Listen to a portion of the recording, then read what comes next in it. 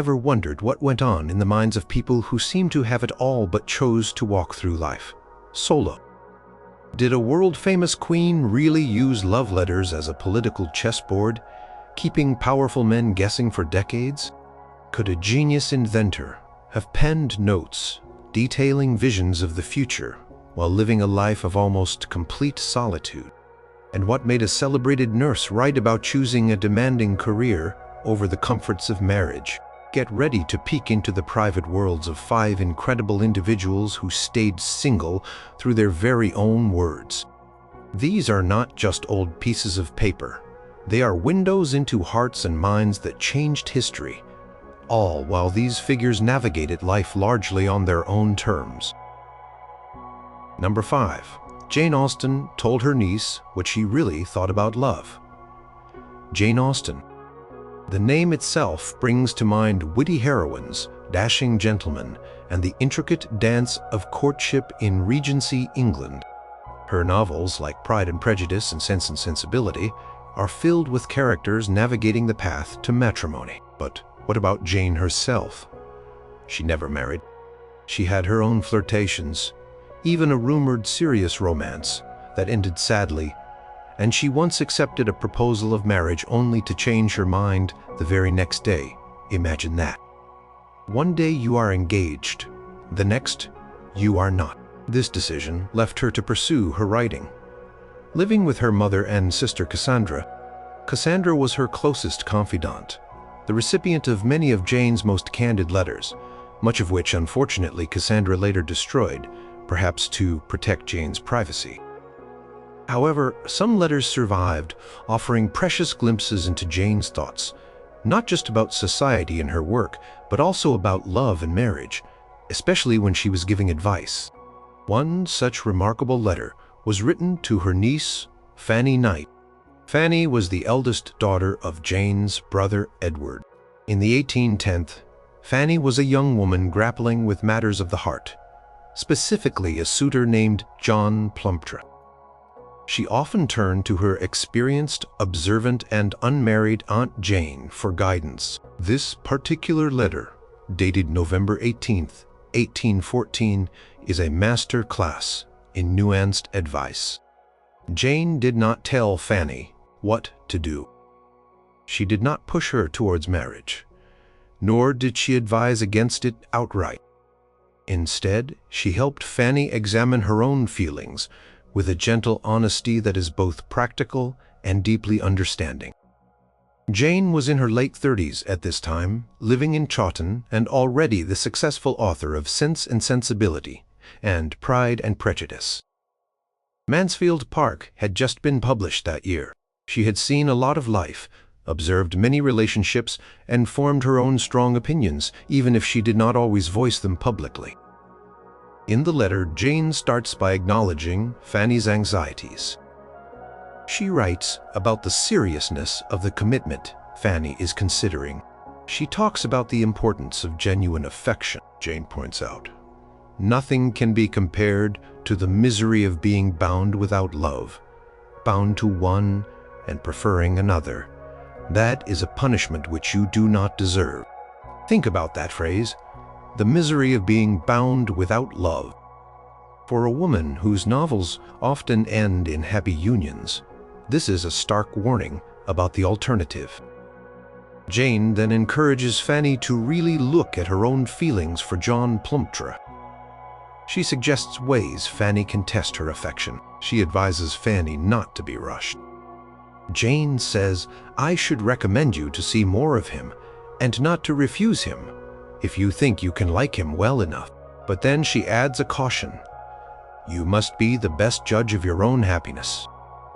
She tells Fanny not to accept him, unless you really do like him. Anything is to be preferred or endured rather than marrying without affection. There it is again, that emphasis on true affection, not just convenience or societal pressure. What is fascinating is how Jane navigates the delicate balance of advising a young person. She does not dismiss romance. Far from it. She writes with a kind of wistful understanding of youthful emotions.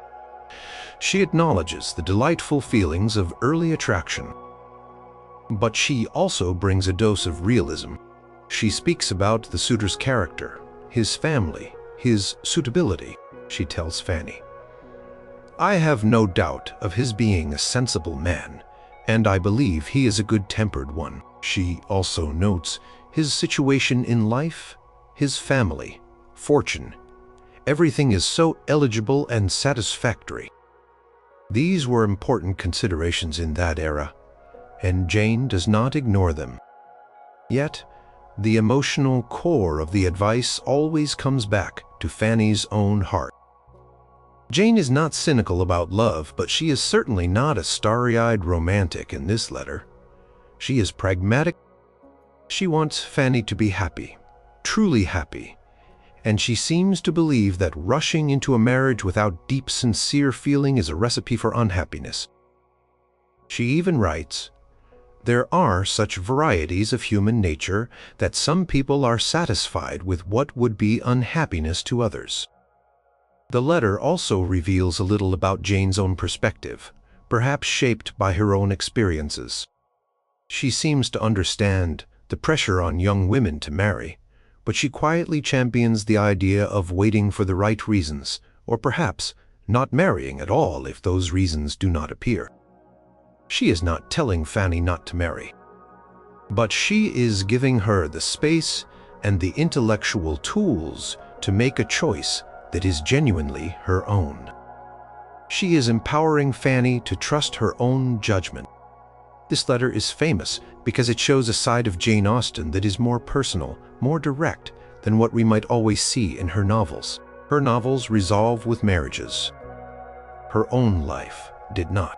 This letter helps us understand that she saw marriage as a serious, profound commitment, not to be entered into lightly. It shows her as a wise, caring aunt, drawing on her own observations of the world.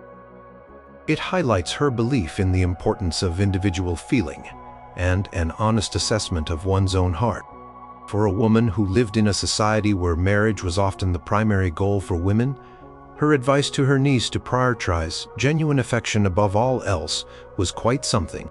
She was, in her own quiet way, a realist about love. Number 4, Florence Nightingale explained why her calling was more important than marriage. Her name is known worldwide. She is the lady with the lamp, the founder of modern nursing. She was a woman of incredible determination, intelligence, and a will of iron. In an era when women of her class were expected to marry, raise families, and manage households, Florence felt a different calling, a divine calling she believed to serve humanity specifically by reforming healthcare and nursing. This was not an easy path. Her family, particularly her mother and sister, strongly disapproved of her ambitions for many years. They wanted her to live a conventional life. Florence, however, was resolute. She received several proposals of marriage during her younger years. One of the most persistent and by many accounts most beloved suitors was Richard Monckton Milnes. He was a poet, a politician, and a well-connected man of society. He courted Florence for several years. He was intelligent, shared some of her intellectual interests, and genuinely seemed to admire her. Many people, including perhaps parts of Florence herself, thought they would make a good match. Florence ultimately turned him down. Her reasons are laid bare in letters and journal entries. Particularly telling communication regarding her decision about Milnes and marriage in general can be pieced together from her writings around 1849, when she finally gave him her definitive refusal after a long period of consideration. She was nearly 30 years old. For her, the choice was not simply between marrying Milnes or not marrying Milnes. It was a choice between marriage and what she saw as her God-given work. In one famous passage, often quoted and reflecting the sentiments she expressed at this time, Florence wrote about her feelings and her decision. She described the temptation Milnes represented. He offered companionship, intellectual partnership, and a socially acceptable life. She acknowledged, "I have an intellectual nature which requires satisfaction, and that would find it in him. I have a passionate nature which requires satisfaction, and that would find it in him." She even wrote, "I have a moral, an active nature which requires satisfaction, and that would not find it in his life." This is the crucial part. She felt that marrying him and living the life of a society wife, even with a man she esteemed, would stifle her true purpose. She believed that her moral, active nature could only be fulfilled by pursuing the work she felt called to do. She wrote, "I could not satisfy this nature by spending a life with him in making society and arranging domestic things." To Florence, such a life, however comfortable or loving, would be a betrayal of her mission. She agonized over the decision, as it caused pain to Milnes and to herself. She recorded in a private note her reasoning. "I think he would have been satisfied with that, but I could not. I think I could have been a worthy man's wife and a mother, but I could not have been a happy one." Her letters and notes from this period reveal a woman deeply convinced that she had a specific, demanding destiny. She felt that marriage, in the form it then took for women, would inevitably mean subordinating her work to her husband's life and her domestic duties. And her work was not just a job. It was, in her eyes, a sacred duty. She wrote about wanting to dedicate her life to reducing human suffering, to reforming hospitals, to creating a nursing profession that was skilled and respected. This was not a mere hobby. It was an all-consuming passion. When she explained her decision, she essentially said that her calling took precedence. She felt that to marry Milnes would be to tie his hands and fritter away my own life in conventional trifles. She famously stated something to the effect of, "The thoughts and feelings that I have now, I can remember since I was 6 years old. It was not I that made them. It was God." This deep-seated conviction that she was an instrument for a higher purpose gave her the strength to go against societal expectations and her own affections for Milnes. This choice was not made lightly. She described the period of her decision as one of great struggle. But once made, it set her on the path that would lead her to the horrors of the Crimean War, where she and her team of nurses drastically reduced mortality rates through improved sanitation and care. It led her to a lifetime of campaigning for health reform, using statistics and meticulously gathered data to argue her case. She became a formidable figure, advising governments and shaping public health policy. Her letters and private writings from the time she rejected Milnes are significant because they articulate a profound sense of vocation, a dedication so complete that it overshadowed even the prospect of a loving marriage with a man she clearly respected and cared for. They show a woman making a radical choice for her time, prioritizing her mission over the conventional path laid out for women of her social standing.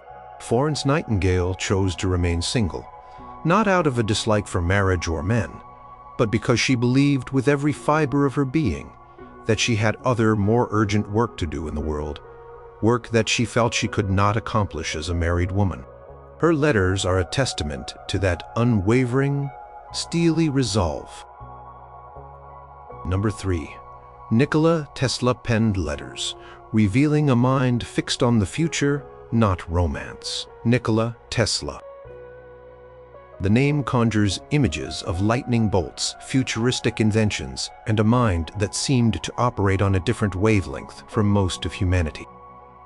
He was an inventor, an electrical engineer, a mechanical engineer, and a futurist best known for his contributions to the design of the modern alternating current electricity system. He was a visionary, a showman, and also a profoundly solitary figure. Tesla never married and was famously celibate. believing that romance and family life would interfere with his scientific work and his intellectual pursuits. He dedicated his entire existence to his inventions. His letters offer fascinating insights into this singular focus. While he wrote many technical letters and business correspondences, some of his communications also reveal his unique worldview and the intense dedication that led him to choose a life of solitary work. One interesting area of his correspondence involves his interactions with admirers and the public, where his ideas about his own life choices sometimes emerged. For instance, Tesla occasionally received letters from people curious about his personal life or offering him advice. While not one single famous letter in the romantic sense, his collective responses and documented statements in letters and interviews paint a clear picture. He often expressed the idea that his inventive faculties were heightened by his celibacy. He felt that chastity was conducive to his work. He is reported to have said that he could not name many great inventions made by married men. This was his personal belief, a cornerstone of his commitment to his scientific endeavors. Consider a letter he wrote late in his life on July 14, 1934, to a young woman named Anne Morgan. She was the daughter of J.P. Morgan, the powerful financier who had once funded Tesla's Warden-Sliff Tower project, but later withdrew support, a devastating blow to Tesla. Anne Morgan was involved in philanthropic work, and in this letter Tesla was responding to her invitation to an event. While the letter itself is polite and expresses his regrets for not being able to attend due to his intense work, it is reflective of his general reclusiveness and dedication. More broadly, his letters to investors like J.P. Morgan or to colleagues and potential backers reveal the sheer scale of his ambitions and the consuming nature of his projects. His letters about the Wardenclyffe Tower, for example, show a man pouring all his energy and hopes into a project designed to provide free wireless energy to the world. He wrote with passion and conviction about his technological visions. These letters are filled with scientific details, plans, and pleas for support. They show a mind completely absorbed by invention, by the pursuit of scientific breakthroughs that he believed would transform human civilization. There was little room for anything else. Tesla himself acknowledged the sacrifices his path required. In one interview, he stated that an inventor has so intense a nature with so much in it of wild, passionate quality that in giving himself to a woman he might love, he would give everything, and so take everything from his chosen field.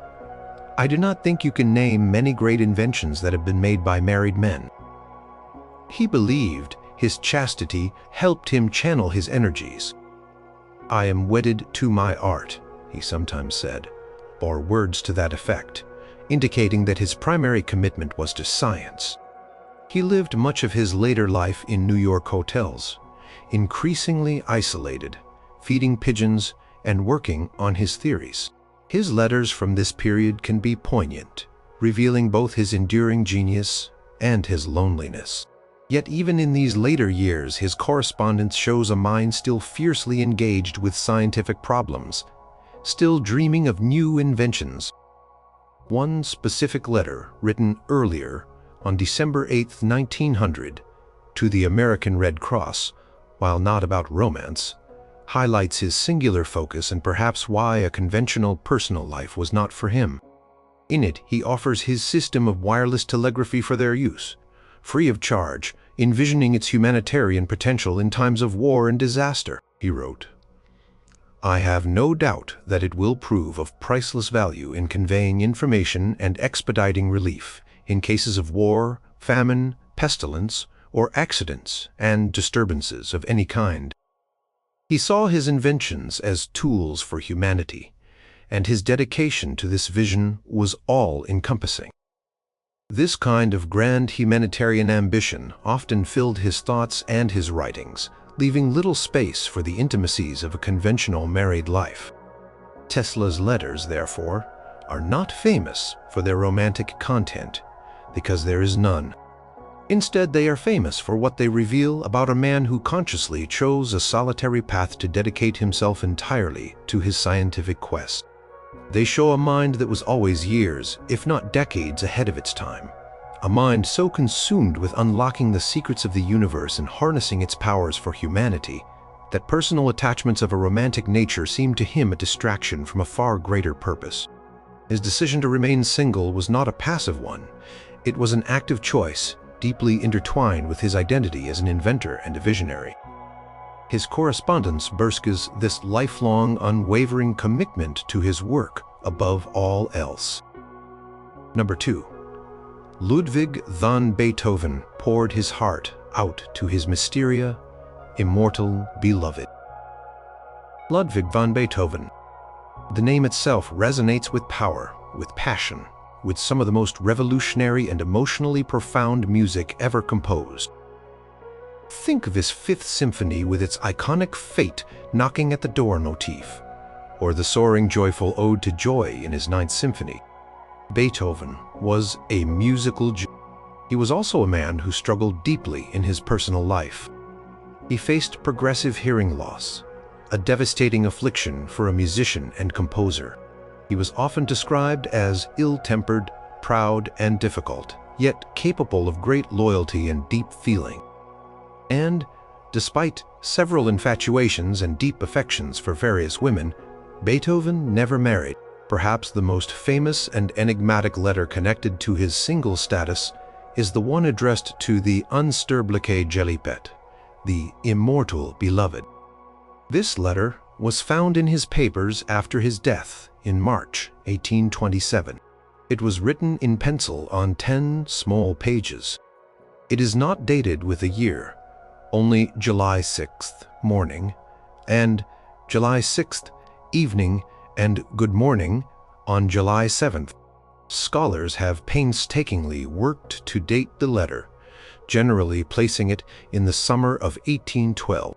Beethoven was in Teplitz, a spa town in Bohemia at that time.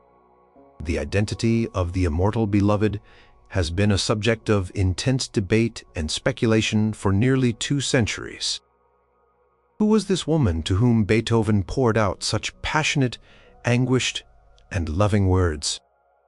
The letter is breathtaking in its intensity and its raw emotion. It reads like a torrent of feelings, a direct glimpse into Beethoven's tormented heart. He begins, "My angel, my all, my very self." Imagine receiving a letter that starts with such words. He speaks of the pain of separation, the difficulties of their situation. Whatever those difficulties were, can our love endure except through sacrifices, through not demanding everything from one another? Can you change the fact that you are not wholly mine, I, not wholly thine? This hints at some obstacle, some reason why their love could not be open and complete. He writes about the practicalities of their communication, the unreliability of the male, his longing to be with her. "Your love makes me at once the happiest and the unhappiest of men." This captures the turmoil of his feelings, questions the nature of their relationship. Is not our love truly a heavenly structure, and also as firm as the firmament of heaven? The letter is not a calm declaration of love. It is filled with restless energy, with swings between ecstasy and despair. He writes, "I can only live either wholly with you or not at all." This is an absolute statement, suggesting the depth of his commitment, or perhaps the impossibility he felt in their situation. He speaks of his fidelity to her. "No one else can ever possess my heart. Never, never. Oh God, why must one be parted from her who is so dear?" What makes the letter so captivating is not just the passionate language, but the mystery. Who was she? Over the years, various candidates have been proposed. Was it Antoni Brentano, a married woman and a close friend who was also in Bohemia around that time? Was it Josephine Brunswick, a widowed countess to whom Beethoven had been deeply attached years earlier? Or perhaps Countess Therese von Brunswick, Josephine's sister. Or Amalie Sebald, a singer Beethoven met in Teplitz. The list of potential beloveds is long, and scholars have argued passionately for different women, citing biographical details, timelines, and clues within the letter itself. But no definitive proof has ever emerged. The immortal beloved remains an enigma. The letter also reveals Beethoven's longing for a settled domestic life, something that always eluded him. He writes, "Oh, wherever I am, you are with me. I will arrange it with you and me that I can live with you. What a life as it is without you." He dreams of a life together, but acknowledges the difficulties. He seems to be grappling with a situation where their love is perhaps forbidden or impossible to realize fully. Towards the end of the letter, his tone becomes more resigned, yet still deeply loving. "Be calm, love me. Today, yesterday, what tearful longings for you. You. My life, my all. Farewell. Oh, continue to love me. Never misjudge the most faithful heart of your beloved Lel." And then, the final lines, "Ever thine, ever mine, ever ours." These simple, powerful words have resonated through time. This letter is profoundly significant because it offers a rare, intimate look into the emotional world of a genius who often presented a gruff exterior to the world. It shows his capacity for deep, passionate love, his yearning for connection, and the pain of unfulfilled desire. It reminds us that behind the towering musical achievements was a man with a vulnerable heart. Because he never married, and because the identity of the recipient remains unknown, the immortal beloved letter has taken on a legendary status.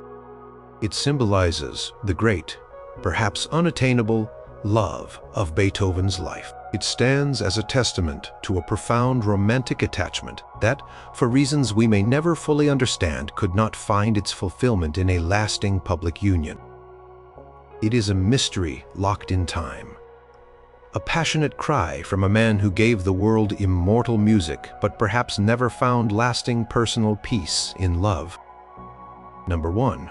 Queen Elizabeth I wrote letters that kept Europe guessing about her single status for decades. Queen Elizabeth I of England, the Virgin Queen. Her reign from 1558 to 1603 is known as the Elizabethan era, a golden age for England. She was a monarch of incredible intelligence, shrewdness, and political skill, and one of the most defining aspects of her long reign was her unmarried status. In a world where royal marriages were crucial for alliances, succession, and stability, Elizabeth chose to remain single. This was not a passive decision. It was a complex, lifelong strategy, and her letters played a key role in it. For decades, the question of who, if anyone, Queen Elizabeth I would marry was a burning issue, not just in England, but across Europe. Suitors came from all corners. King Philip III of Spain, her former brother-in-law, Archdukes Charles and Ferdinand of Austria, King Eric Ziv of Sweden, the Duke of Anjou and later the Duke of Alençon from France, and even homegrown nobles like Robert Dudley, Earl of Leicester, her longtime friend and rumored love. Elizabeth skillfully used the prospect of her marriage as a diplomatic tool. She dangled the possibility in front of various powers, keeping them hopeful, playing them off against each other, all while fiercely protecting her own authority and England's independence. Her letters concerning these marriage negotiations are masterpieces of diplomacy, ambiguity, and controlled emotion. One particularly illustrative example is her correspondence regarding King Eric Ziv of Sweden's proposal in the early years of her reign. Eric was very keen. He sent envoys, gifts, and passionate letters. Elizabeth's replies were models of polite, careful deflection. For example, In a letter written around February 25th, 1560, she responded to one of Eric's persistent proposals. She did not give him a flat no, which might have offended a fellow monarch and potential ally, nor did she give him a yes. Instead, she wrote with elegant vagueness. In such letters, Elizabeth would often express gratitude for the honor of the proposal. She might praise the suitor's virtues. She would then typically explain her hesitation, often citing her dedication to her people and her realm. She famously cultivated the image of being married to England. In this letter to Eric, she emphasized her current contentment with her single state and her desire to prioritize the welfare of her kingdom. She might write something to the effect that she had not yet felt an inclination from God to change her solitary life, but that she was grateful for his good opinion. Tone was always gracious, always regal, but ultimately non-committal. She wrote to Eric, for instance, that she could not, for the present, decide to change my hitherto solitary life for a married one. She assured him of her sisterly affection, but avoided any language that could be construed as a promise of marriage. She skillfully kept the door just slightly ajar, enough to maintain friendly relations with Sweden, but not open enough for Eric to feel he had a firm commitment. This was her classic technique. She would delay, ask for more time, raise new conditions, or express concerns, all the while assessing the political landscape. Her letters to other suitors and about other marriage prospects followed similar patterns. When negotiating with the French for a possible match with the Duke of Anjou, or later his younger brother, the Duke of Alençon, whom she nicknamed her Frog, the diplomatic dance was even more intricate and prolonged. These negotiations spanned years, involving detailed discussions about religion, a major sticking point, as her French suitors were Catholic, dowries, and the prospective husband's role in England. Her counselors were often desperate for her to marry and produce an heir to secure the Tudor succession. Pressure was immense. In her letters and reported speeches to Parliament on the matter of her marriage, Elizabeth was equally masterful. She would acknowledge their concerns, but firmly assert her own prerogative. She famously told Parliament in 1559, "And in the end, this shall be for me sufficient, that a marble stone shall declare that a queen, having reigned such a time, lived and died a virgin." This statement was a powerful declaration of her intent, or at least her willingness to embrace that identity. What makes these letters and communications so famous and important is that they reveal Elizabeth's extraordinary political acumen. She understood that, as an unmarried female ruler, her hand in marriage was her greatest diplomatic asset. By never quite saying yes and never quite saying no, she kept potential allies engaged and potential enemies off balance. She used her single status to navigate the treacherous waters of European power politics. Her letters were not love letters in the traditional sense. They were instruments of statecraft. They were carefully crafted, often reviewed by her trusted advisors like William Cecil, Lord Burleigh. Every word was weighed for its potential impact. These letters also offer a glimpse into the personal pressures Elizabeth faced. While she projected an image of strength and decisiveness, the decision to remain single in her position was a lonely and often criticized one. There were times, particularly with Robert Dudley, where genuine affection seems to have been involved, making her choices even more complex. Her letters might not always reveal deep personal emotion regarding these suitors. That was reserved for a very few, if any. But they powerfully demonstrate her unwavering commitment to her role as queen and her determination to control her own destiny and that of her kingdom. Elizabeth I remained unmarried for her entire 44-year reign. Her resolutely single status became a cornerstone of her legend. Her letters related to marriage are not tales of romance. They are chronicles of a queen using her wit, her intelligence, and her pen to protect her throne, her country, and her own singular authority in a world dominated by men and marital alliances. She turned what many saw as a weakness, being an unmarried woman on the throne, into one of her greatest strengths, and her carefully worded letters were her primary weapons in this decades-long diplomatic game.